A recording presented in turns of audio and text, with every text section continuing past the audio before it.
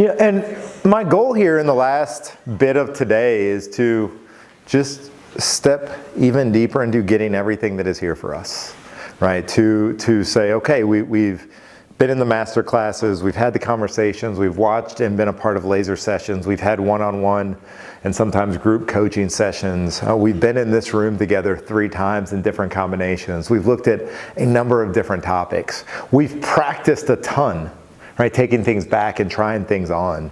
And some things really resonated with people and they practiced them. Other things we tried on, we left behind, right? But I thought we could use the end of today just to simply spend some time reflecting on the journey, right? Because anything I do, I always tell somebody, if I have to go through something, right, or if I'm going to go through something, whether it's something I chose or something I didn't, as long as we're here, we might as well squeeze and get all of the value that's in it for us.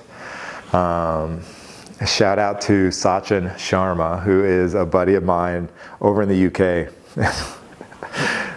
He's a character. So Kush and I used to coach him, or Kush used to coach us back to back. And when we started, he's like, man, I love coaching you and Sachin on the same day. Sachin, 10, 12 years younger than me, and he's just a character. And Kush would say, I spend the first part of my day coaching Sachin on how to be less audacious and less out there and less crazy. And then I get to you and I teach you on how to move toward more audacity, right? Away from timidity. So it's fascinating coaching the two of you guys back to back.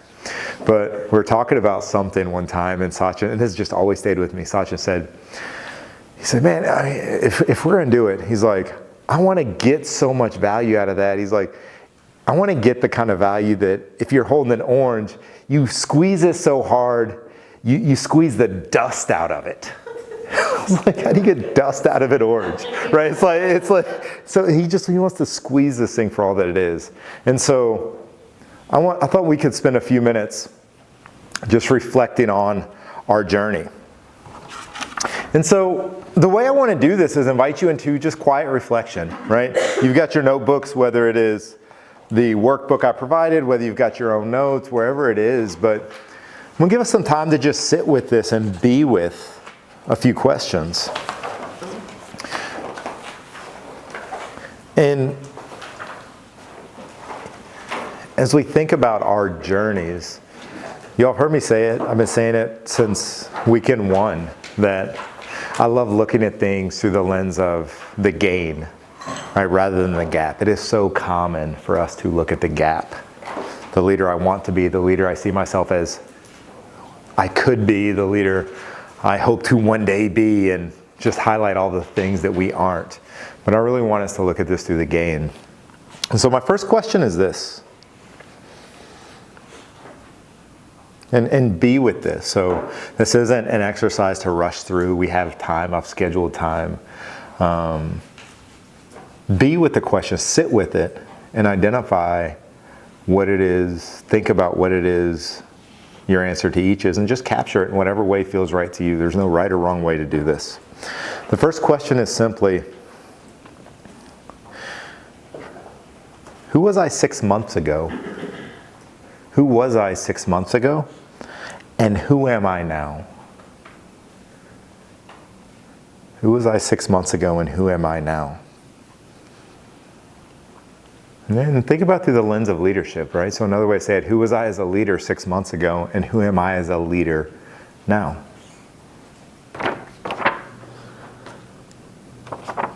Question number 2.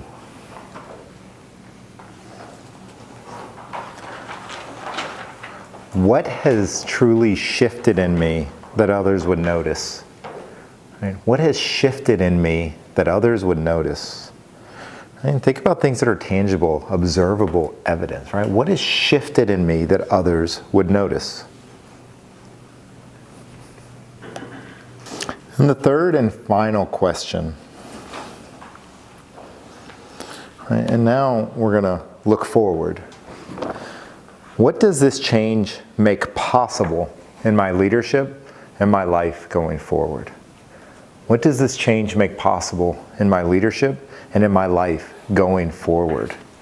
Now bring life in because the things we've talked about in here, as you all well know, are not reserved for the four walls of our office, the four corners of our professional life.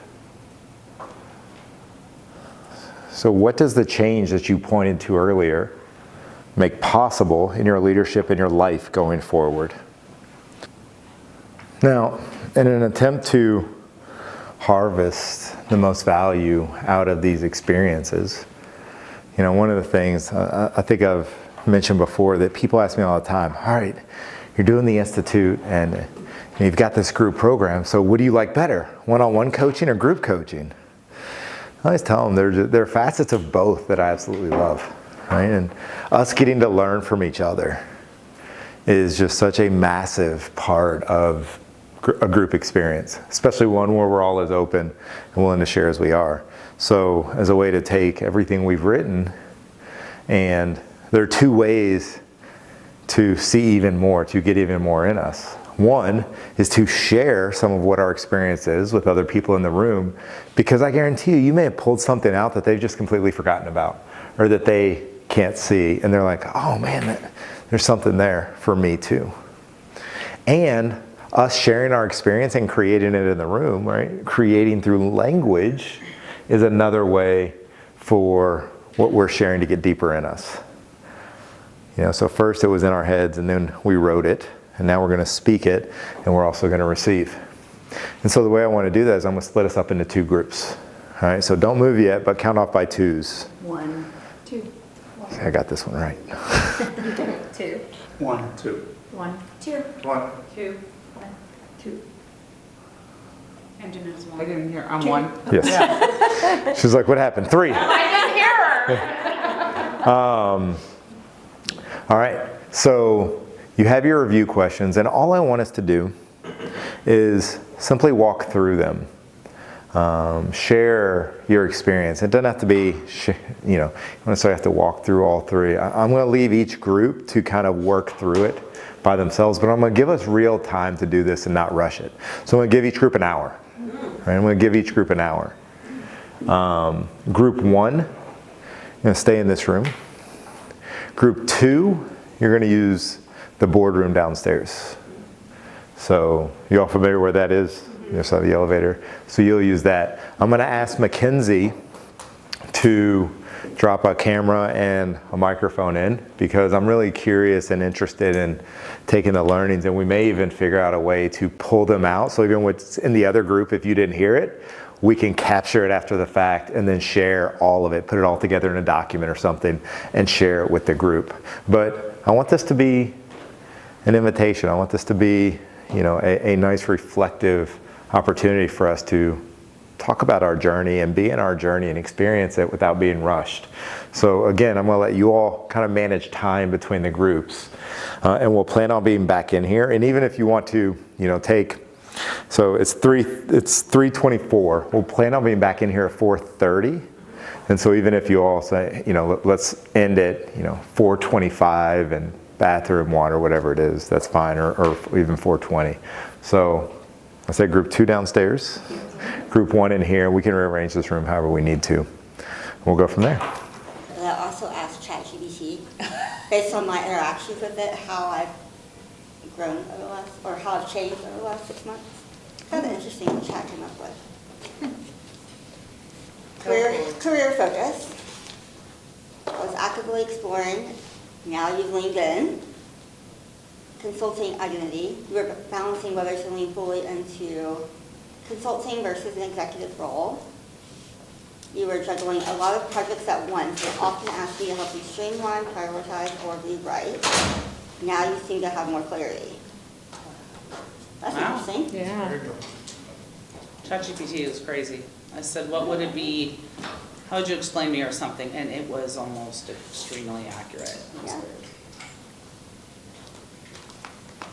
I also wrote down my own words, but. Yeah. I didn't see anything about your business in there. Yeah. Like remember how you want to, Oh, yeah, well, I'm doing full consulting. yeah. Do you give this experience credit for where you've ended up? Oh, for sure. I think even when I first started, I was already interviewing. So that's like my interview skills, not my actual skills, but like what I was saying. and how I showed up as just me. And I think Daryl and I talked about this in one of my sessions, that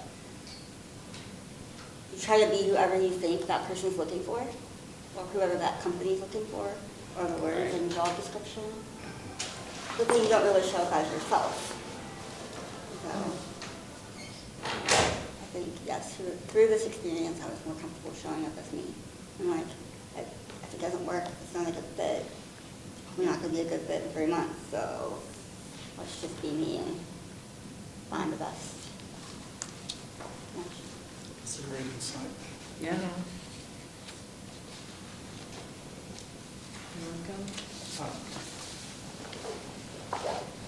Well, I started like I was 6 months ago. I'm like, well, I'm a steady, reliable, competent leader, check all the boxes for being a good supervisor, solid team with little turnover, and a high volume producer.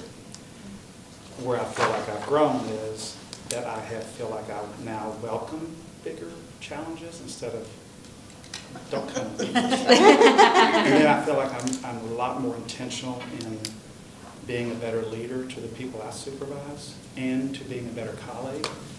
And I just feel like I kind of welcome that now instead of trying to avoid it. And I guess I consider myself more of a risk taker. I tend not to be, so I feel like this has helped me do that. And it actually makes me kind of sad that I'm getting all these tools and this knowledge and this training toward the end of my career. Mm-hmm. But I'm taking the actions necessary to make most of it for the rest. Go out on a high. Yeah. Go out on a high. We never know what's next. I love how where you were 6 months ago, they were all very positive things. Mm-hmm. I didn't write down one. I know, me neither. So, I mean, I think that is a great testament to your mindset that, you thought you were in pretty good shape. Yeah. Thank you. And I'm so glad you were here. Like, that's been one of the best takeaways for me, is getting close to you and Kate. So. Thank you. It has been nice. Oh, that's wonderful. Even though there's part of me that thinks that having people from the same organization can be a detriment. Yeah. Because you feel like, but at the same time, like the Didn't insights. hinder me. The insights you get into people that you work with, it makes Yeah. more of a difference. It has more positives than negatives. I know, I totally see Tiffany in a different way. I always knew Alicia was very outspoken, so I didn't have to worry about that. It's funny because last weekend I blabbed off like pretty much right off the bat that I had decided I would definitely leave Norton in 18 months. And then David wasn't there, so he had to watch it all afterward. And he came up to me, he's like, I've been watching the weekend and I'm learning some things from you that I wasn't expecting. And tell them where I said it. It was at a funeral. Oh yeah, yes, yeah. Visitation, I should say. Crazy And 6 months. Alicia was like, I hope you weren't listening to that in your office. No headphones. Yeah. Was that Alicia's voice? I'll go. I wrote, so who I was 6 months ago, who I am now, I said, I've always been a leader that cared greatly about growth and the growth of her people. And then I said, I think I'm just a more methodical version of that. Like I have better language and tools to use, but I also am using those things to focus on myself with the same amount of intention that I put into others. So I think that was probably like the biggest shift for me, for sure. And then I just put, because I am a very descriptive like storyteller, like I like to draw a lot of analogies, and I just think like overall I have so many like stories that, and I love like acting, and not like acting, but like putting things into action. So I just have a lot more language and tools to actually use.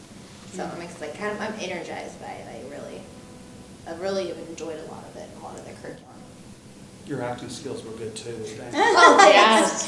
I took one theater class.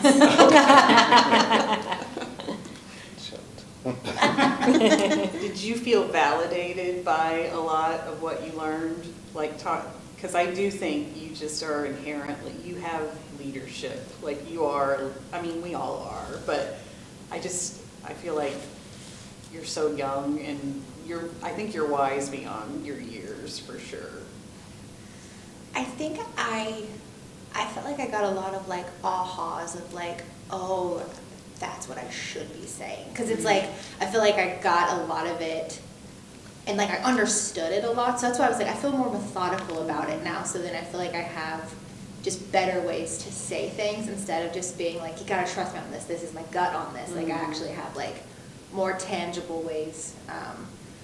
But I'm not usually like mean to myself. Like I try not to like, so like I would like to say like, yeah, I felt validated, but I think I just felt like my eyes were open more, and not just like, oh, I don't feel very like, and I know this is not what you're saying. Like I've never felt like I know it all or I'm the smartest in the room. Like I've always feel like I have so much to learn. I almost feel like I come into things a little bit as a deficit, because when he was like, he said something earlier, and it's because it's like I want the best out of everything, so I can go do something with it. Like I want to learn. Like I want to be the one that uses something with it. So.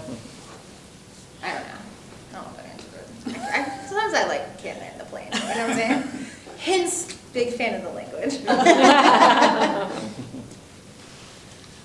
For me, I focused on like the current, but I'll go back to some of the other stuff. But I just wrote that I feel more confident in who I am as an assistant principal and leader, and much more confident in who I am as a person.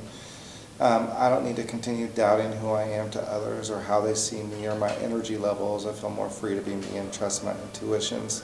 And I can look for the gold even after mistakes. I can also lean on agreements instead of expectations. It was really helpful to be on like a small group yesterday, and I asked about like, how do you see my energy? Because Daryl had mentioned like low energy versus high energy, and I've always kind of been like, concerned about that, I will say. And somebody just said like, oh, I see your energy in this way that I'd never even considered. And so it was just really, really helpful. And just like you, my eyes were open to something completely new that, I had not ever processed. So That's awesome. yeah.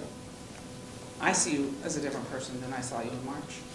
I think just the fact that you even wrote that you see yourself so powerfully is like the best thing I think that could have come out of this. I think if there was one person that I wish that I would have been like, oh, please see yourself the way we see you. Yeah. I think that's sweet. Thank you. So I didn't quite write it the way you guys did. I'm always like a bullet point person.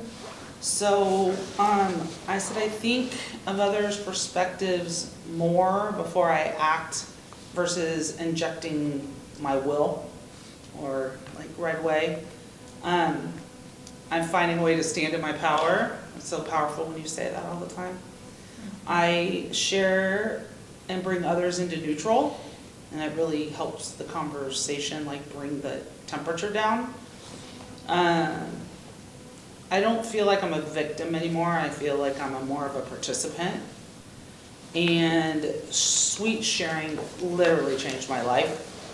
In seeing people from a different perspective and knowing that there are more stuff coming around in their world that makes them react the way they do. And what else could be true? And I think that's really helped in relationships. I think that's like the biggest thing. It's like, how do we go back and pass down that like thoughts and feelings are different? Like I think if everyone could almost figure that out, because that's like a huge piece. And I feel like I heard a lot of that in what you said. It's like being able to like not feed the thought, I think was probably one of the big ahas that I've taken away. And I feel like I hear that a lot in your reflection too. It's powerful. I will say 6 months ago when I came, I wouldn't want to say I was like in a dark place, but I wasn't in like the best place in my career, just because that's when I started having some of the issues that I think you all heard me speak about. So I wrote like a bulleted list like you, disappointed by unspoken expectations, fearful, lack of confidence and boldness, guarded, and then I wrote white knuckling life. I think there were so many things that were happening, and in my organization we have a culture of like, you know, stoic and like on stage all the time, and I did seem like that, but then at night I'm losing sleep. I'm spending a lot of time venting to my like loved ones and wasting time with them actually, because that's not what I want to be doing with them.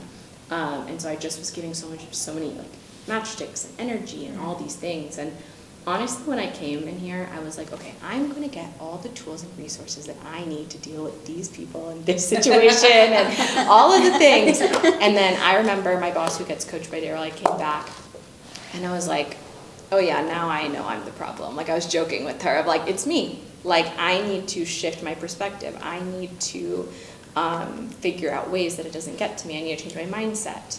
And there's ways to do those things. And the toolkit and like the arsenal that you kind of talked about, it's like, it's going to be used on me. I can't really change anyone else, right? Yeah.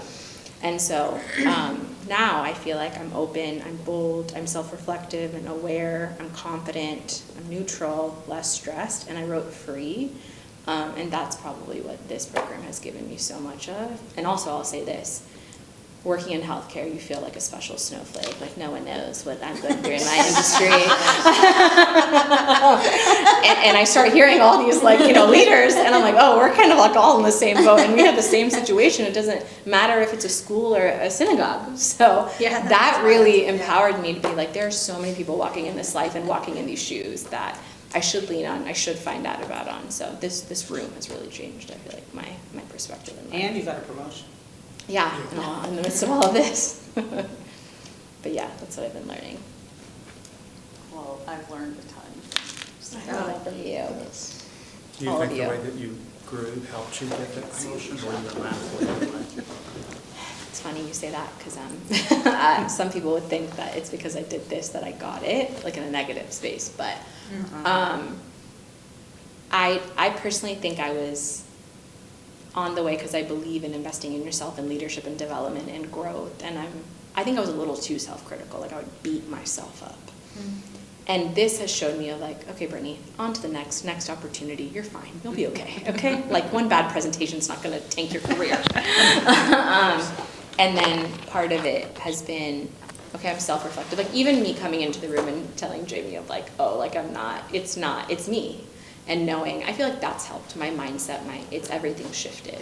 And I've taken a lot of accountability, which I think sometimes when you're in leadership and you're dealing with difficult people and situations, you're always like, if you just did this, my life would be so much easier. And to an extent, that's true. Like, you know what I mean? It is a sense of the truth. But like, I could also change the way and perspective and how I, you know, got And you stuff. did. Yeah, and I did. And I'm much, much, much happier for it. Look at that That's smile. huge. That's, I know. that's huge. Yeah. Like I know, that's just so much. It's also like a lot to do in 6 months. So like I love the fact that you actually have it written down, Yeah. because then you didn't just, because you're an overachiever, right? You could have just said, okay, what's the next thing I'm gonna go do? What's the next thing I'm gonna go tackle? But actually to like stop and look back and be like, these are all of the things that I did for myself. I think is just, and you have such a good way to like put words to things and to actually like Thank you. identify the feeling and stuff. So it's just, you can definitely tell you soaked it in. Yeah, it's honestly been like a really great journey, and it's crazy to think that the week before I wasn't even going to come. Oh my gosh. It's because of the Annual girls, and that we were on a call that they were all saying, "Oh, we're going to Institute this weekend," and I was like, "Who's Daryl? I'm getting FOMO," and literally Jamie was like, "Hey, I think there's one more seat," and within a week, I made the decision to come. Worlds colliding. I know. That's crazy. I owe the Annual girls one. Well, I wrote like a novel, and I didn't even get to like where I am today. So this is telling me a lot listening to you guys. I was someone dependent upon external validation and who felt less than in the absence of that validation. I was someone who believed that leadership meant getting righteously indignant about all the stupid things around me. I was someone who judged every situation as good or bad and felt overwhelmed and broken by all the bad. I was someone who looked outside of myself for happiness and satisfaction. I was someone who didn't know how to see the gold in challenging situations or growth opportunities. I was someone who allowed external forces to tell me whether I was successful or not. I was someone who measured my value strictly by my accomplishments. Just 3 more. I was someone who thought resilience was something I needed to attain. I was someone who constantly got stuck in the why as an excuse to never take action. And I was someone who believed that value comes from thinking versus action. So I say all that because I feel like I'm the opposite now, and like he called time, like before I even like felt like I got through thinking this part through. But you did say it though. You said I You find said I it was. bold now. Yeah, I And- was. I was. Yeah. Yeah. Yeah, that I felt power in writing over and over again. Like this is who I was, but I'm not this anymore. The rock. I remember you talking about the rock. Oh yeah, Do you feel lighter at all? I do. That is a word that has come to my mind multiple times. Absolutely lighter. Because I watched your laser session. I didn't do a laser Or I session. watched something, or maybe it was on Oh, one of the the bonus master classes. webinar? One of the Yeah. webinars Burned out. then. Yeah. And I felt like you were burnt out. Yeah. Yeah. So do you still feel like that? Are you still in burnout though? No. No, I had a rough summer for sure. And I had a lot of stuff at work and at home that if I hadn't had the tools from this, I don't know, how I would have gotten through it. But I'd say even like this weekend, I think has had more impact than any of them. But yeah, I definitely feel lighter. Look at your face. I know. I mean, I had no idea. I had no idea that it was visible to anybody. I mean, it never even occurred to me that it was a discernible difference. But Did any of your staff say anything? But you they probably put on didn't a good say face. anything. I mean, are you kidding? No. I mean, I did say, I'm learning a lot of things, and you're probably going to see changes in me. And the biggest thing being, like,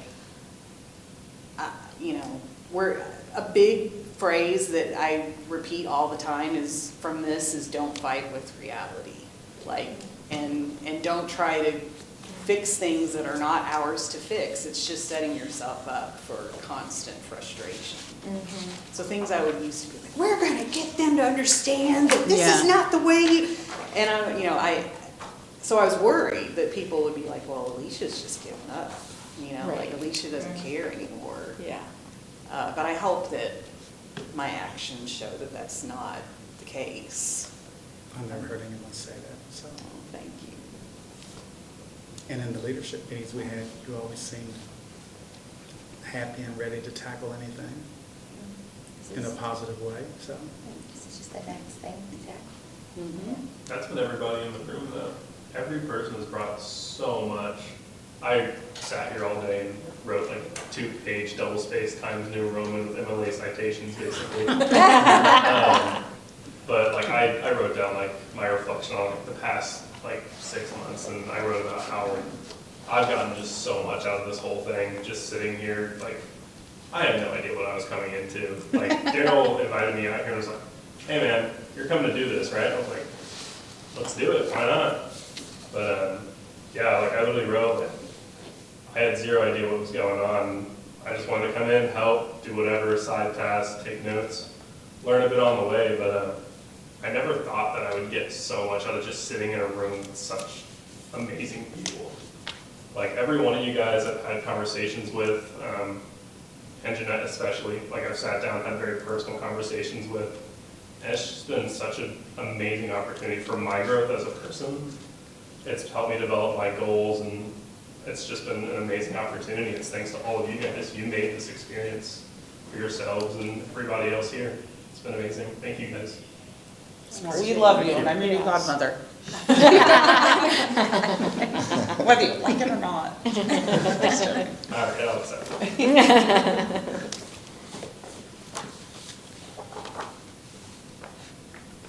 Okay, on to number 2. Oh, that was only one? That was 1. Oh, I kind of did 1 I and thought 2 we did all. together. Okay. But I It guess, kind of overlaps, Yeah. for sure. Okay. Well, since I didn't give my words the first time. I said I was fiery, conflicted, uncertain, searching, and also needing external validation to tell me who and what I was. Now I am grounded, comfortable with just being me, and open to exploring whatever Who's next? comes next, is now. What has shifted in me that others would notice, I feel like neutrality for sure, because I'm extremely one way or the other. So I feel like being able to be in neutrality has helped like see more clearly like what's happening and not just be in judgment all the time. More authentic and more just okay with being okay. What does this change, or what does it make possible? It gives me the power to see possibilities that I couldn't see before, and believe I can create it.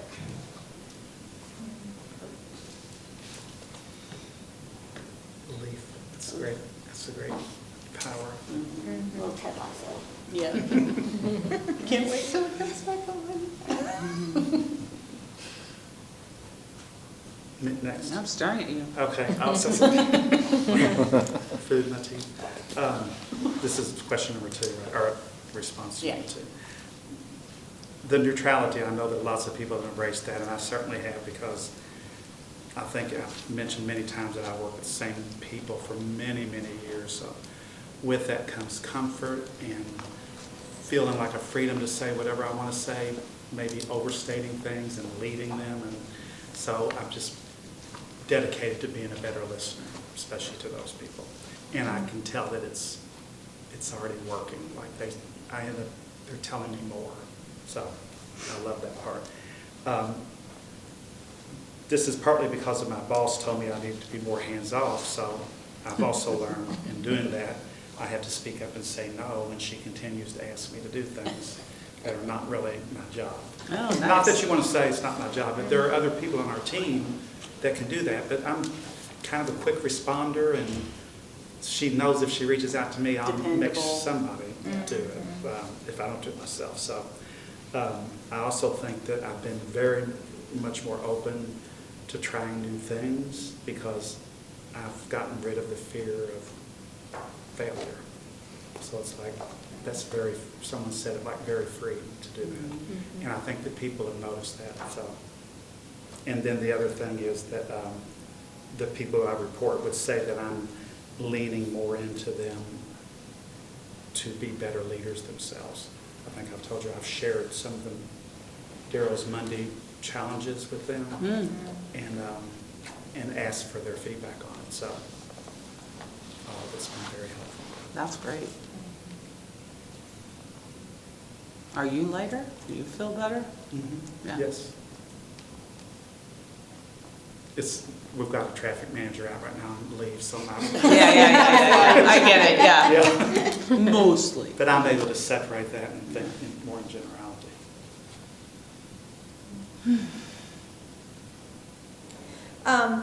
Some things that I wrote down, like I think what people will see in me is just the way I kind of answer them, because they'll bring me a lot. They'll ask me a lot and one-on-ones, and they'll dump a lot on me. And I think what I am willing to take from their dump, I think will be, that was a weird sentence. No, I understand. We know. Edit that one out. Or just what is actually mine to carry is probably the better way to say that. So I've been trying to write down and like circle on certain pages like my favorite languages that I want to start implementing.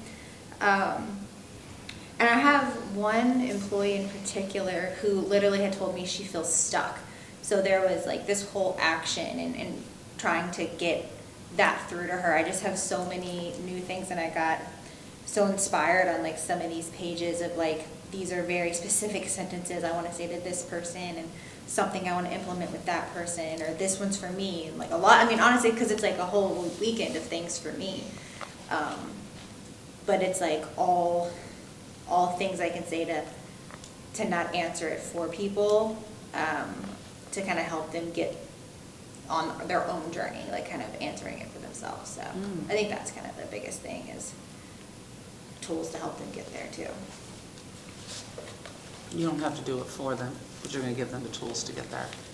Hopefully give them the tools to help them get there. Or just at least like, Lead 'em.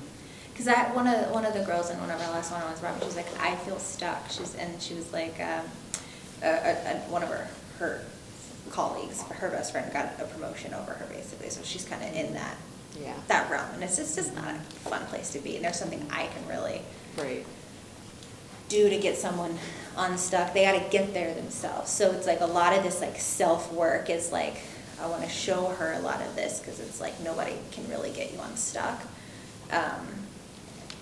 But like, you know, when you get to a goal, the ceiling raises and you go to the next. Like there's no stop to growth. It's not like you got to the place where people asked you and everybody stops and claps and then you're done type of thing. So it's just different visuals, mental visuals to kind of help people. That's great. Mine was concise for number 2. What has shifted in me that others would notice? And I said, I'm not here for the BS. I have boundaries that include not talking poorly about others. I'm willing to stand in my truth and fight for what I believe is right while sticking to my vision and priorities. And I don't need that external validation as much as I did. So it's kind of where I landed on that one. How has it been placing boundaries? Like, I feel like leaders struggle with that because they just want to do everything and help with everything and lead. How have you worked through that, being a new leader in that I think space? the boundaries are more from like moral boundaries. You know what I mean? Mm-hmm. Like, and you know, when I was asking about the energy thing and this other guy that's always got all these people around, and somebody said it's because they know that you're not going to like just let people vent about each other, you know. Mm-hmm. So that's what I mean there. That's great. What has shifted in me and what others would notice? Definitely agreements versus expectations, but I went through a big life change, right? I thought I was going to be the manager of Western Canal, and they wanted to see, well, 2 of them wanted to see what else was out there. They just got through the whole process. I left jobs, so I'm trying to find my new place, right? And I think what they saw was me more stepping into my power and stepping into my truth, that I'm not gonna accept being treated less than what I am. So they've gone through the process, they're appointing somebody. She's great. I shouldn't know anything about this whole process, but since my fiance is the general manager, I know the whole process. And then after it's been all over, one of the interviewees that applied and he was the reason why I quote unquote gave up. I'm in the middle of being like mad and being satisfied and being You're in the womb accepting. and not the scar. You're in the womb. Yeah. Thank you. That was Yes. my favorite thing. Yes, My I favorite wrote that sentence down, of this whole thing. underlined. Yes. So anyway, sorry that went on a little bit too long. Not at all. And I didn't cry, which you guys all noticed I didn't cry.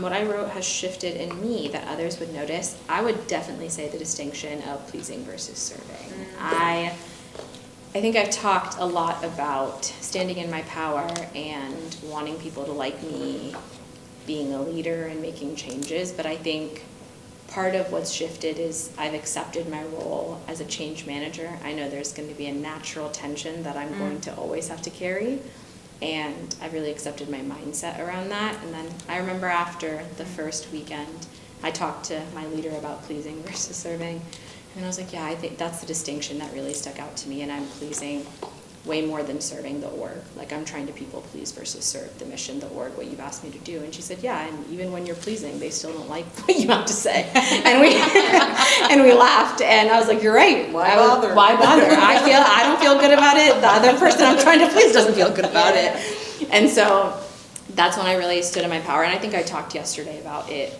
having a downstream effect to my team, where they probably feel that I'm watering down their work to please another leader, and I need to balance what my team says and wants, and it's working hard to accomplish versus what the leader I'm supporting needs. And so I've really empowered my team in the distinctions I've struggled with, and so it's kind of funny now because I'll be like, okay, let's just change the agenda. She's like, is that pleasing or is that serving? And I'm like, okay. And so it's way easier now with my team because I've kind of taught them what I've learned, and I've been open about what I've struggled with, and they've held me accountable to it, and so with my leadership. So I think, I don't know if it's maybe appreciated the pleasing versus serving, because I think pleasing was accommodating to the people that I was working with. So serving is feeling a little different, longer meetings, maybe not everyone feeling great, but I'm okay with that. I continue to stay in neutral, and I think I have a lot more peace after that, so. What you said about disappointing your team, you know, Yeah. I mean, I'm going through a situation similar to that now, but it's in the service of the longer term goal. Like Yeah. it's compromise. Yes. It's like giving, I mean, we're doing it right now with an ad campaign where the executive team wants to go in a completely different chest pounding direction. And so we're actually humoring them and having the ad agency create a concept that meets their brief. Oh. And we're gonna test both concepts. Maybe And so a testing. lot of people on my team are upset, like, how can you guys just take this? But it's all for the end goal, like the end goal hasn't changed. Right. Like, is it that kind of situation? Like, you're just using your professionalism to know, like, if I wanna keep this moving forward, these are compromises that have to be made. Like, to me, that's not sacrificing your integrity. Yes, and there have been times where I do need to accommodate and understand, but I just have to look at the greater goal. I think what I've changed is, on a drop of a dime, I'll just write like a comment on a deck.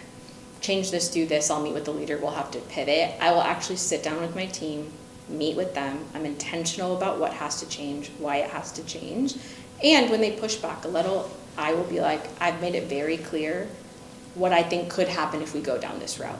And so that's the best I can do. Yeah. Right. So I really feel like in my control, like the leader's the implementer, but I just want to let you know, I foresee that some of these aspects have been happening, and they have. And it's not like an I told you so moment, but I prepared them. It's not, because that's a beautiful skill that not everybody has. Yeah. Not everybody can remember the end goal and the whole purpose while Yeah. you're so in the weeds and in the Yes. details. It's so easy to get lost and off track, and all of a sudden you look up and you're like way over to the left and you completely miss the mark. So it's like, it's a hard place to be, but it's such a skill that not everybody has. Yeah, and I think a lot of the people in this room are the subject matter experts, but you're serving a client or a team, and sometimes you have to waver a little bit, but I think it's always like a learning opportunity of like, okay, let's maybe try and co-create together and see what we come up with versus what you originally pitched. Yeah. Plus I'm Changing trying the to- brand voices. Yeah, and like, That's what did wild. you just say about, understanding where you are in the moment and pivoting to it, the team, serving the team? Yes, yeah. Yeah, and being a subject matter expert, Yeah, right? And yeah. then they don't hear you, you're like, well, you hired me to be the SME, and you said take out the whip, and to be honest, where we need to go, because they've been floundering for so long, and then they resist the input. And I go, then don't do it, and then you're not gonna get there. And I told a couple people in a couple messages, I said, it's time to giddy up. Well, that's where she's savvy, Yeah. and she Yeah. goes to outside sources to Right. like send the message. I love it. Like, she's texting her freelancers saying, Yes. ask these questions, Yes. because it's infuriating, but it seems like always the third party has more credibility than the people you hired to do the job. Yeah, it's like back pocket info. Yeah. Yeah. You know? And I hear one thing coming out of the people who are in charge of giving us money, and they're hearing another, because that's what they want to hear. And so I've got to say, no, that's not what they said. They said this. And so they're starting to listen, because what, it's been 2 months. So they're just getting to know me too. But I did ask one of the gut people I'm working with, I said, you guys interviewed 3 people, why did you choose me versus the other 2? I really want to know. And he said, you had the enthusiasm. You sounded like you had the commitment to get this goal done. And I said, I absolutely do, so you guys better start listening. So, stood in my power. Exactly. All right, I said, what others would notice is that I've stopped trying to control things that are outside of my control, stopped fighting with reality, I'm setting more boundaries, I'm being more authentic and less afraid, less negative, as Angie pointed out, less bothered by work, less fearful of my decisions, less identity tied to my career, and less worry about what others think. That's great. And I wanted to say, because I've really been taking to heart too, the whole let me not solve my team's problems for them. I wrote, and I'm thinking like, because it is such my instinct to be like, Yeah. this is my job, is to help you figure this out, and to like, and so I'm like, how am I gonna do this? Like, how am I going to stop this behavior? And so I just wrote a note about asking questions rather than making suggestions. Oh. Like, just Yeah. like keep telling myself, That's exactly just what those- don't make any statements. Yeah. Don't have anything come out of my mouth unless it's a question. It's like guiding them of how they can figure this out. That's great, guiding them. Yeah. So I had like, it wasn't a laser session, but it was just my session with Daryl, and a lot of my topic was exactly that. And he said, you need exit ramps. And it was ways to literally just get off of the highway and get out of the problem. So I actually dumped my thoughts into chat, and I had it identify questions for me that I could start implementing. So it was like, there's so much change. So I put all that, I'm happy to forward it to you. Yeah, please do. It's probably very hyper-specific to me. I can tweak it. But yeah, but it was just like a question for when someone is disappointed. And so it was questions that I could give them back. But I mean, that's why I said, like, there's so much language now of just how to, because I was like, I feel like they'll be like, okay, well, what should I do? And I'll be like, well, you could do this. And then they're in their chair and their fists are crossed. Yeah. They're like, no, no. Yeah. So then it's like a different question to ask besides, well, what would you do? And it's kind of how Daryl hits us with these questions, and then all of a sudden he leads us into a trap. Oh, he's there! That's a good way to put it. Yeah. So it was I think it's like a verbal judo. So it's like you're getting them somewhere else. So I'm happy to send that to you, because it's like I feel like it's just interesting. Yeah.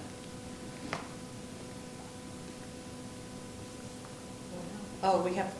The third number 3. one. I did the third one with the second one. Okay. So I'm number 3, okay, this is what, What does this change make possible to my leadership and my life? Okay, I have a big task ahead of me with being in my job probably for another 2 years, and that's making sure that the team is restructured if necessary to align with whatever Alicia's team and others are doing to match the organization.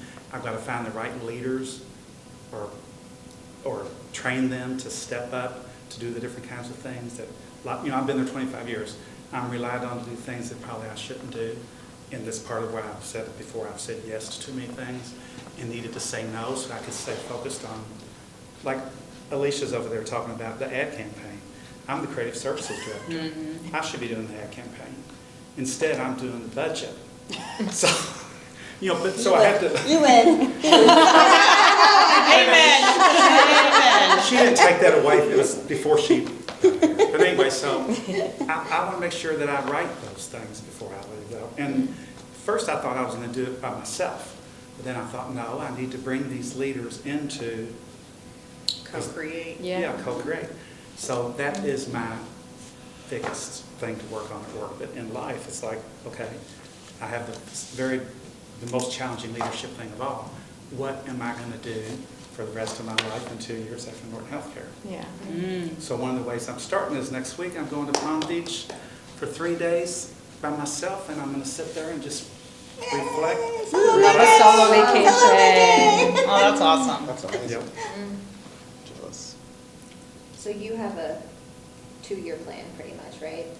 So do you? It's an 18-month plan. Should you I'm gonna guys, leave before you do. should you guys Let's think about race. it together?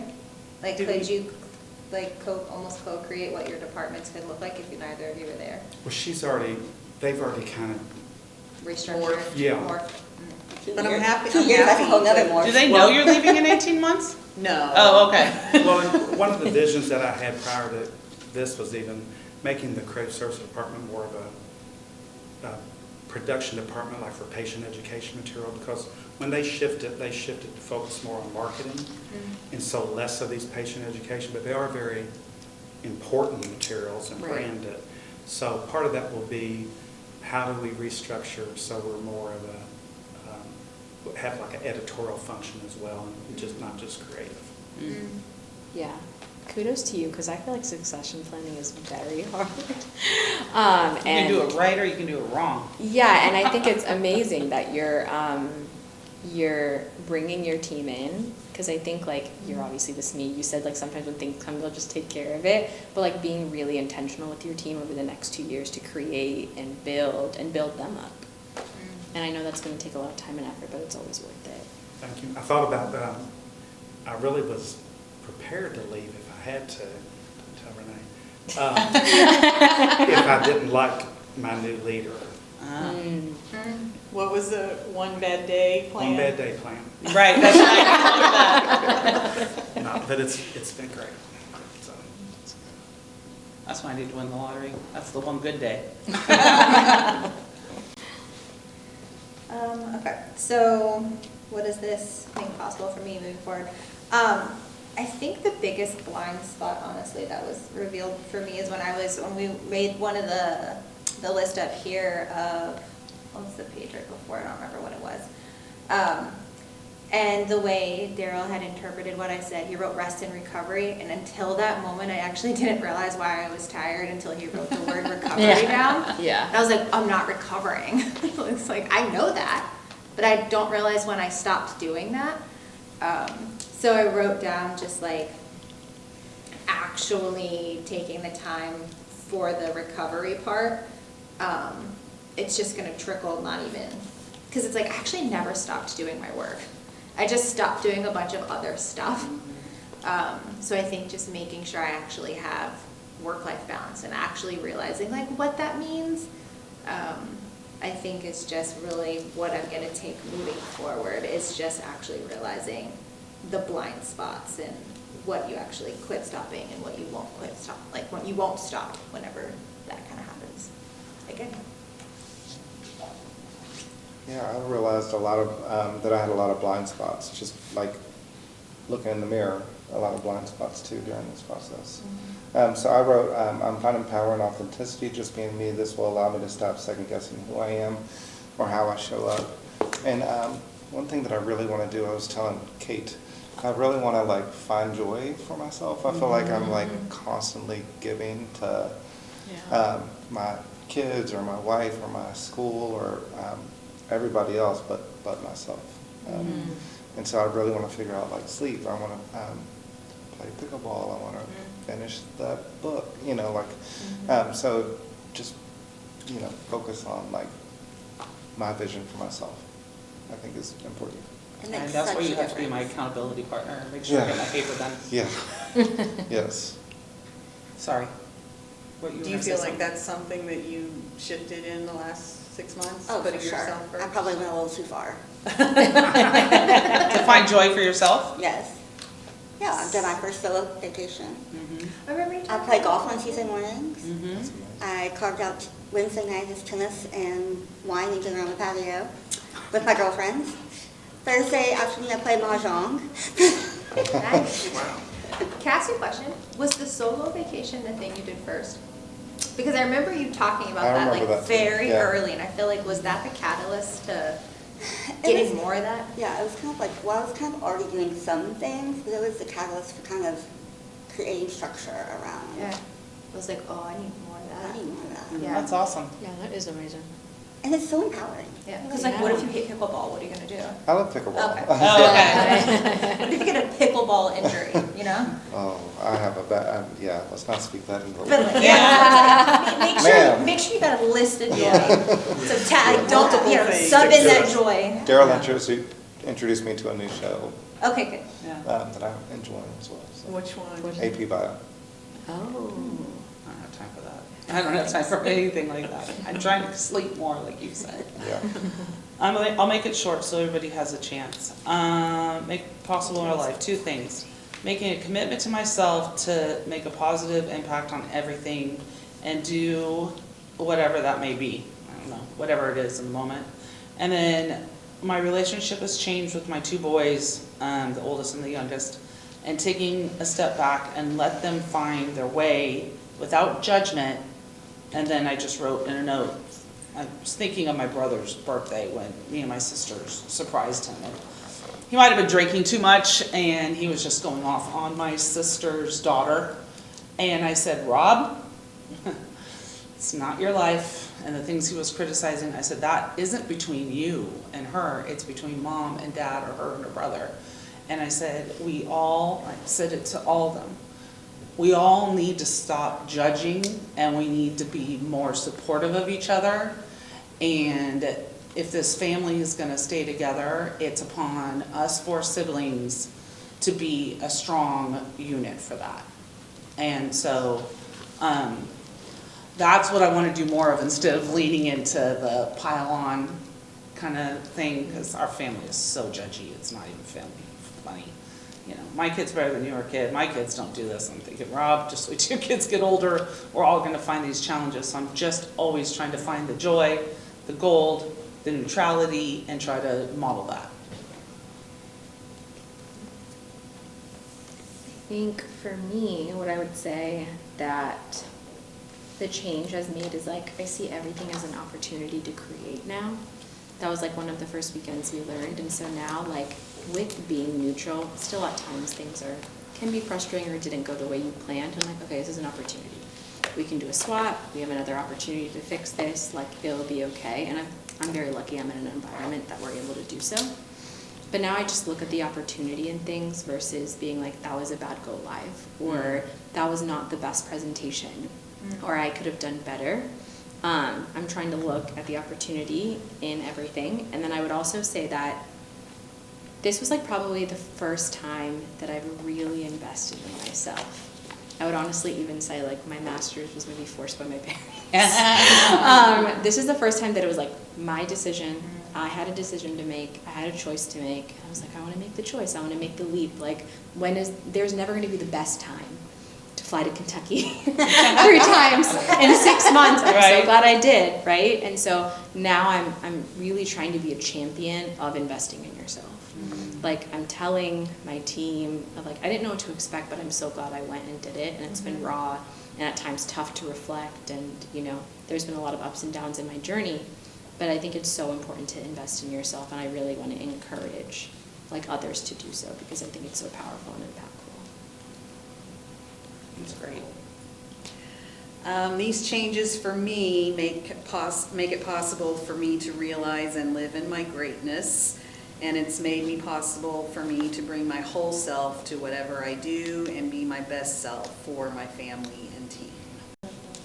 Because I feel like even talking to you, you've always brought your whole self in every question that you've ever asked. So like the fact that there could even be more, it's like I know. oh, Scratching the sign me surface up. of Alicia. Yeah. Thank you. I try. And I mean, I think that's a pivotal decision that I can't bring that this place is not for me to be that whole person, so. Yeah, it's been I'm also great. interested to see like the impact that this will have on your relationship with Jen. Mm-hmm. Yeah, I think I was telling Brittany. Mm-hmm. Yeah, Jen came into my room last night when I was just messing around on the laptop, and they like laid down next to me, and I wasn't like, I didn't really like fully turn around, and they were like, pay attention to me or give me your attention. And I was like, of course. And I like put the laptop down, and we spent like just 2 hours last night, just like they're reading this child psychology. I mean, I'm like, should you be reading this stuff? But,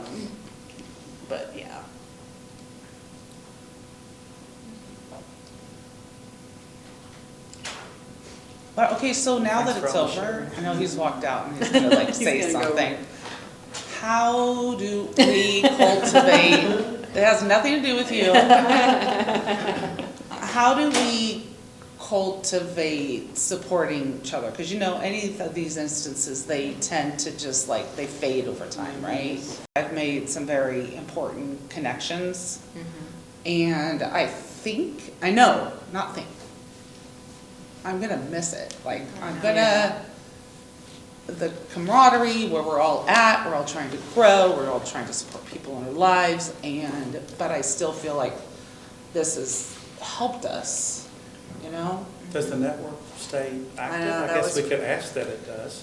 You know what they said downstairs was, they said we should probably check in like 2, 3, 4 years down the line, because they said we're not steering speedboats, we're steering ships. Yeah. And, it takes a little bit longer Yachts. to. Yeah, it's not a sprint, it's a David's marathon. gonna be on a yacht. Time is on my side. It's not true. I mean, you're gonna move on to your next journey and your next thing, and Yes. it would be lovely to see that again, you know? I've come up with a And you can little, help us like begin to dream a little bit, you know? Yeah, yeah. I mean, we can like do share a big Zooms. win. We Yeah. wanna know what happened with Coach A. Yeah, yeah. I mean, I don't know what Daryl has planned, I'm sure he's gonna tell us, but I mean, the other people aren't in the room, but, you know, you and Tiffany made a really strong connection. Initially, I made a really good connection with you, and I feel like I've gotten closer to Damien, and, I admire you even more since the first weekend, and I see all that power and confidence, and it hasn't changed at all. And I think partly I see my old self in you. I'm trying to get back to it. What a great mother and wife and coworker you are, you know. I mean, I see that in everybody, but I don't know why. I mean, so, anyway. I can don't do want it. this to We'll go away figure it out. inside. I want to And we see you can go to post it- France. yeah. We can post the question when everybody gets back, I'm sure there's a way, and I love the Yeah. idea of like a Zoom connect, and we can all just get on there and chat, and even just life updates. I mean, hey, we might have a structure one day, I'll tell you guys all. Yeah. Don't be crazy No, now. don't. 4 years down the road. Yeah, don't be surprised whenever you get the email, 5-year class reunion. Yeah. We're going to wine country that time. I'll be there for wine country, don't worry. Host you all at the lake house. Yes, would Please. definitely do that. Seriously, come to I love California. I love the lake. I mean, the house isn't on the lake, but it's a golf cart, Close 2-minute enough. golf cart ride. Yes. Lake adjacent is, Yeah, lake adjacent. Anyway, thank you all. Thank you, guys. yes. Oh, I didn't realize I dropped my phone. All right. So, how was that for you guys? It was really neat to just be in both rooms and just let you all speak and share and just be out of the way, you know, and it's what I keep going back to, and I heard several of you mention it, is the gift that the room has been, you know, beyond anything that's happened up here. And if we go back to the very first weekend, one of the things I told you was that some of your top insights, some of the value, perhaps the entire value of the program could come from a side conversation or something that happens over lunch or something that happens because of the people in the room, not anything I've programmed or not anything I've shared, but simply being with each other and learning from each other and pouring into each other, being loved by one another. And it's really powerful to see and just even watching that come out in that exercise. So we're not going to review everything we just talked about, but I do think, because obviously the rooms were split, it would be neat to just go around the room and maybe in a sentence reflect on this. So it's going to be pulled out of what you've already written and shared, but this is just speaking it into the big room. And the question I'd love for you to answer is, what's one sentence that sums up the change you're carrying forward? Right? What is one sentence that sums up the change you're carrying forward? And so you all spoke to that in your groups. So I'll give you just a moment to think about that. One sentence to sum up the change you're carrying forward. You know, so we spoke a little bit about who we were and how we see ourselves now, what that makes possible. So if you kind of take all that, you know, somebody said, cool, what are you taking out of this? What are you taking forward with you? How would you answer that? All right. And Jeanette, you want to kick us off? I want to live in a more collaborative space to create change in a meaningful and purposeful way. Beautiful. Miss Jamie? I'm gonna borrow one that before I thought was all the stupid things, stupid little cliche things you hear that sound noble, but what is the substance? And the substance really elevated in this is just that you be the change you want to see, be the change you want to see in the world, be it. Yeah. I think it is the ownership part that is so powerful from this day. I love that. I wrote, is it mine to carry? Mm. Ooh. Ooh. Help me. Oh, man. I think Jamie's imagining all of your people being on the other end of that sentence. And in the BS, like venting, adversity, wallowing, to create more times to view situations from other angles, to see possibilities. Mm. Yeah. I wrote, I'm more confident in who I am and how I show up, and more cognizant of my power/greatness. Mm. One of the things we talked about in the downstairs group was just how much is available.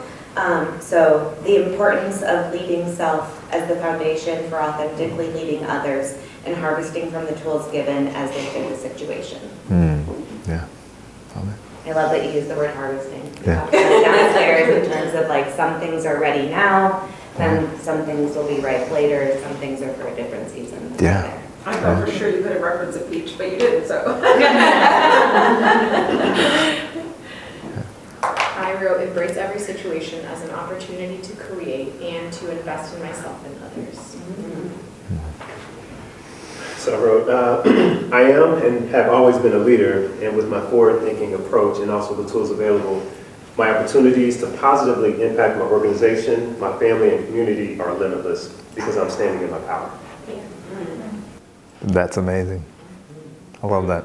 If I could have hand wrapped something and handed it to you before we began, it would be that. It would be that. I love that you're taking that out of here, that you can see yourself in that way. Appreciate it. Thank you. I'm going to be less of a boss and more of a genuine leader, and I'm going to be the best listener they've ever heard. Mm. That is, oh, that was nice. The best listener they ever heard is great. That was good. Look who's being creative. Yeah. I like that a lot. Can't you see, like, can't you feel it's like, oh, I'd go work for that guy. Mm-hmm. Like, I'd love to be on the other end of that conversation, that annual review or whatever it is, that feedback. The clock is ticking. The Norton leadership team is evolving right before our eyes. I said I am more knowledgeable, resourceful, confident, intentful, and mindful of myself. Mm. Yeah.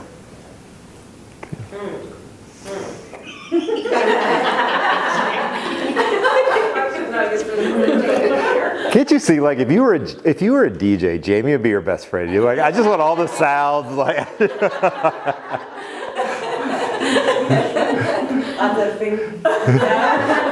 When I was watching all the videos that I missed for the session, whenever I would hear Jamie's laugh, I'd have to kind of rewind. Or she said, it was like, oh wait, I gotta go back.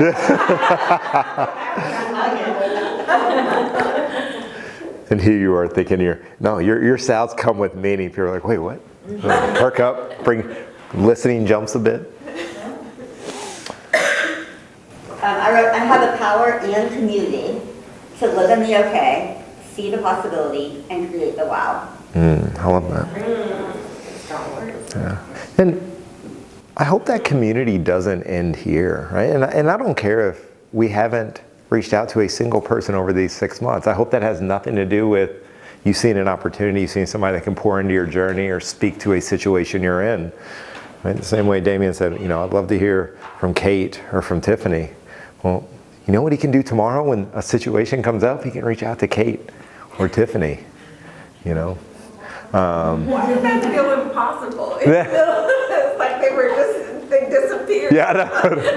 And that's why I'll put language to it. Now, if you reach out to April, she's going to have a question before she responds and say, is this mine to carry?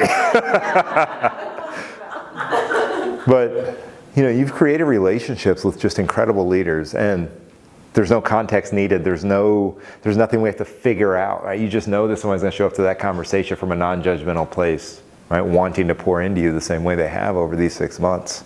So I love that you've called that out, and it doesn't have to end here. That's beautiful. You are walking out of here with a different community, a different circle than you walked in with. In different places, right? Different cities and states. I love that Brittany's like, I've already told my boyfriend, we're coming back to Louisville. And I've been pumping Louisville up to people at work. Tiffany? All right, so I'm going to take with me that it's necessary to connect your leadership, whether it's people or self-leadership, to move in tandem. It has to move in tandem together to reach your possibilities. Yeah. I love listening to you downstairs where, I don't know if you use this language, but it was almost, leadership moved from this doing thing, right? This is how you do leadership in these spaces and these times, and it's, this other stuff, the me stuff is something else. That's not leadership. Leadership fits in this box. It's like, no, it's all connected, and there's a being to this. And you've now included yourself in your leadership journey and not this is a work thing, this is a aqua thing. So it's beautiful. Starting from here, I realize and will live in my greatness and will be my best self for my family and team. I love that. I don't know about the rest of the room, but people have been talking about the way you share and what you bring into the room and just the energy you have. And I just keep going to it. Every time you've spoken this weekend, I feel like I can hear the energy of peace and of freedom, right? And I know that the outside world doesn't look exactly how you want it to look right now, right? But there is a different energy about you. There's a different peace about you and what's available to you. And it's beautiful to see. So I was thinking about, what do you do at the end of programs, right? You give certificates and it says we completed this thing, and I was like, what would that even mean? As you all were just writing, and I asked you to reflect on that, for some reason, I don't know why, I just kind of looked up and I felt myself getting a little emotional.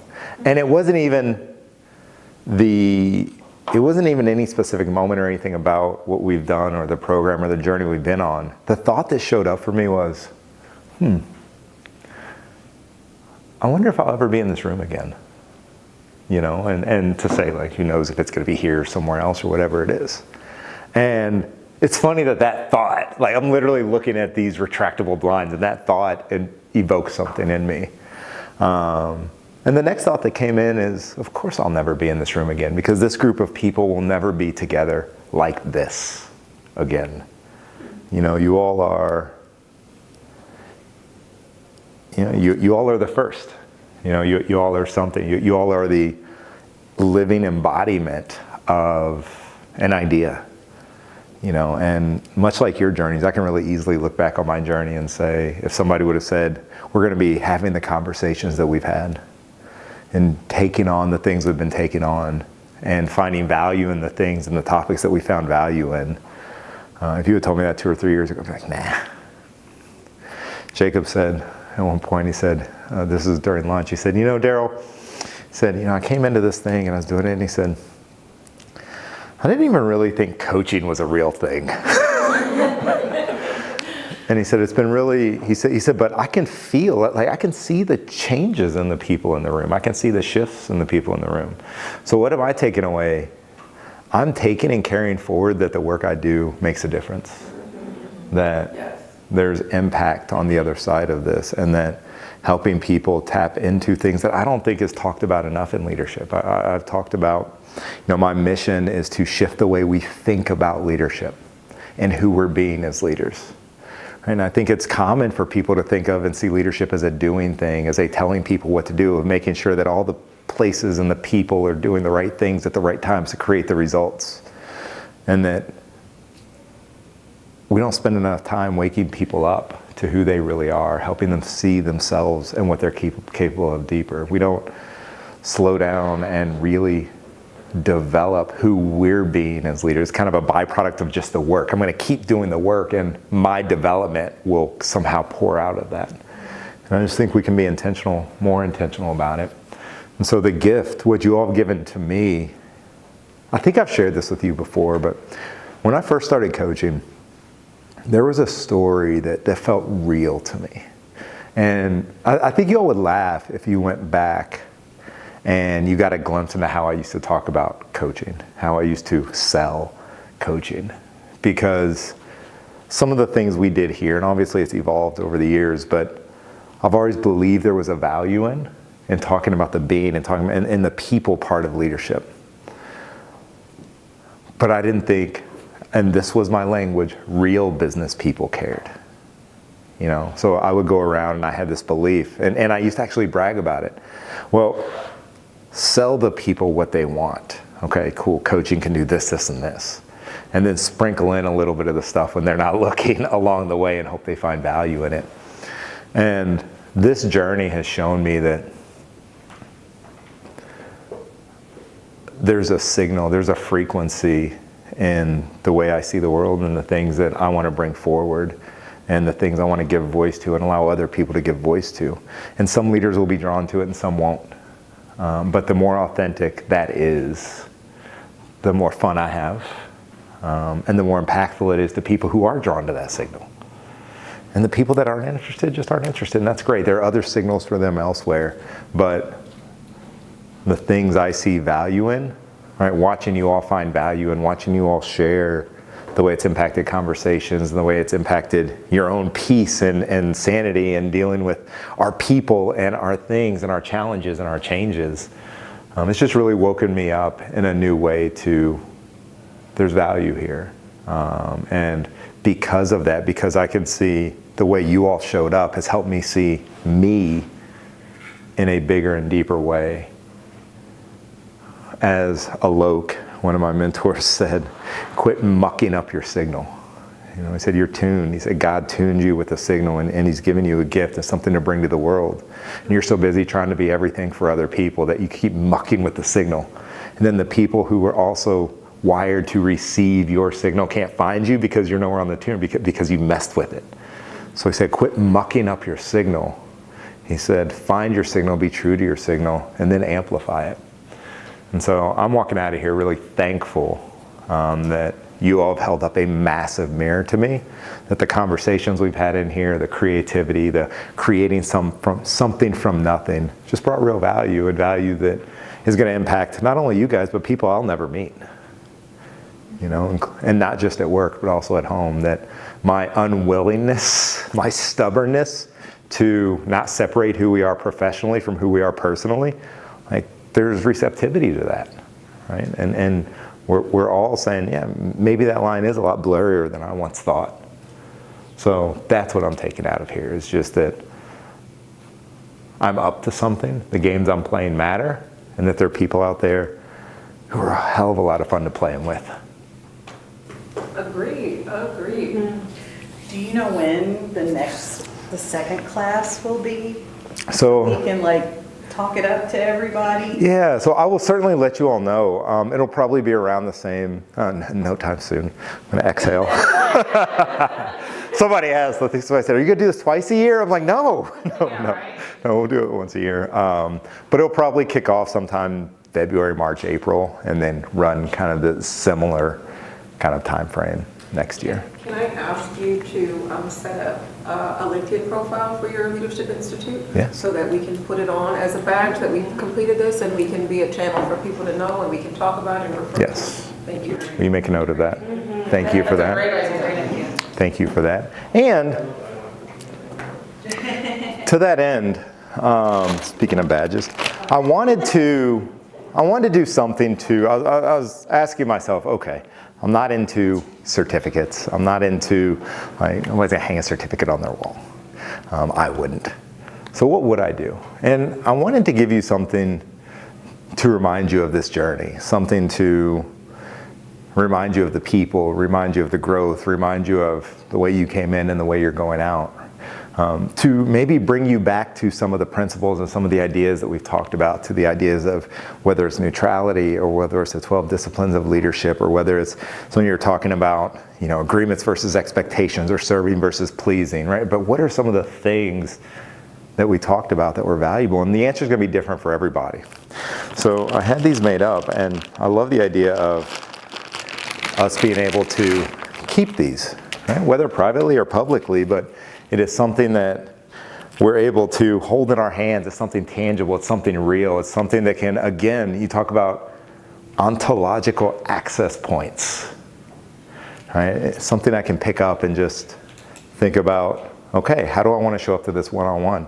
How do I walk into a conversation with Coach Anthony? How do I want to tackle the change inside of my organization? How do I want to tackle being let go? How do I want to tackle the circumstance and situation I find myself in that I never asked for, and yet here I am? How do I come back to, well, what do I want to create? And so I had these made up, and I wanted to give one to each of you. Thank you. I'm very packable. Thank you.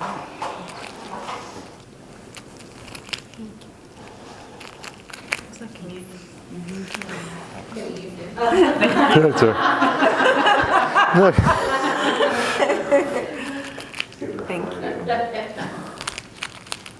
Thank you.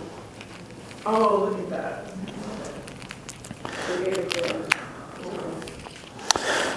So it was really, it's funny, as I was designing these, you know, you can see on the back side, I know my water people appreciate that I got water.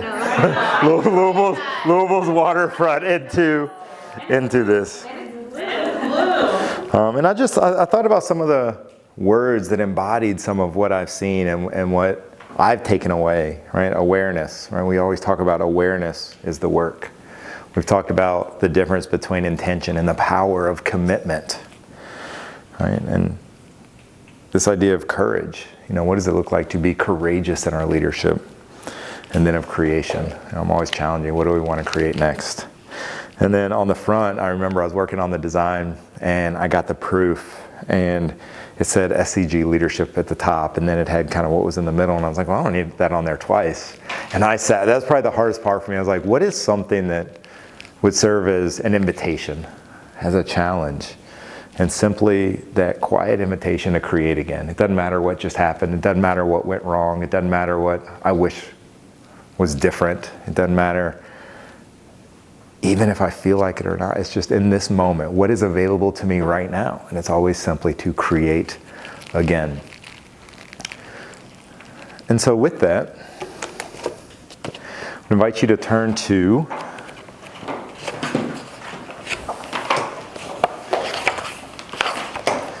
page 90. And this is just something I wrote as I was like, okay, how much of a 6-month program can you squeeze onto a page? And we'll see how I did. So leadership is more than a role you play when the room is watching. It's the quiet contract you keep with yourself when the room is empty. Before the strategy and goals, there is you, your word, your standard, your willingness to do the inner work your vision requires. Self-leadership begins when you stop waiting for conditions to cooperate and choose who you will be regardless. Tell the truth to yourself first. Meet fear without running, ego without feeding it, excuses without negotiating.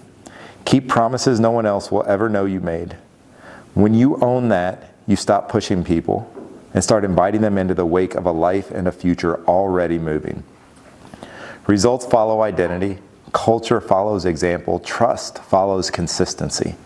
Raise your standard in private, and your team will breathe it in public. Choose clarity over cleverness, responsibility over rationale, the next brave action over the next comfortable thought. Repeat daily. This is not a performance. It is the craft of your life. Some days, the story in your head will be louder than your commitment. Lead anyway. Your value is not up for a vote. When progress feels slow, refuse to drift. Return to the simple things that make you powerful. Breathe. Focus. Do the work that is yours. Miss April. Do the work that is yours. Keep your word. Tell the truth. Ask for feedback. Forgive quickly. Begin again. The leaders who change the temperature of a room, the thermostats, do not need perfect conditions. They bring themselves to whatever conditions exist, and the conditions start to change. If you want your team to be bolder, take the first courageous step. If you want more honesty, welcome the hardest truth. If you want greater accountability, stop explaining away the misses. Make your leadership an invitation. Make your example undeniable. The best part is you get to choose. The choice is made moment to moment. Decide what kind of leader you are choosing to be from here forward. Make one promise worthy of your future and keep it tomorrow morning. Then keep it again. Let small, kept promises build a life that can carry the weight of your calling. This is the work behind the work. Slow down, really see yourself.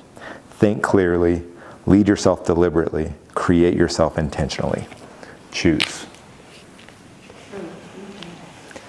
I see leadership as a choice, right? And the way you all have shown up throughout this has been really, really exceptional. So I want to thank you guys for joining me on this ride, this very first ride, never to be repeated again like this. So you all always hold a very special, place in my heart. And this is a relationship business. Coaching is a relationship business. I would say leadership is a relationship business. So the nice thing is that you all have access to me. You all know how to get a hold of me. Many of you couldn't get away from me even if you tried. But if I can ever do anything to help you, to serve you, to support you, please don't hesitate to reach out. It would be an honor. If it's a conversation here, a conversation there, if you're feeling stuck, if some of this stuff is feeling too far away, reach out. The conversation's always available. So with that, thank you guys for these last 6 months. I'll see you soon.